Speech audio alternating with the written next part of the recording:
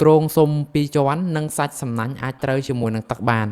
បាទបងប្អូនដូចជំរាបជូនពុកម៉ែបងប្អូនទាំងអស់គ្នាអញ្ចឹងសំណាញ់ព្រីបត់របស់ខវ៉ាន់យើងគឺជាប្រភេទសំណាញ់ដែលអាចដោះលាងសម្អាតបានដោយសារគ្រងរបស់វាហ្នឹងគឺមានលក្ខណៈពីរជាន់ហើយសាច់សំណាញ់ហ្នឹងគឺជាប្រភេទសារធាតុប៉ូលីអេស្ទែរដែលអាចត្រូវទឹកត្រូវថ្ងៃដុសច្រាសដុសសាប៊ូបានមួយស្រឡាញ់ហើយឥឡូវនេះក្រុមការងាររបស់ខវ៉ាន់យើងគាត់បានមកលាងសម្អាតសំណាញ់ដែលអតិជនគាត់បានដំឡើងខាងខវ៉ាន់យើងហើយចំពោះទីតាំងរបស់អតិជននៅខាងបរិយាជីពម៉ុង 6A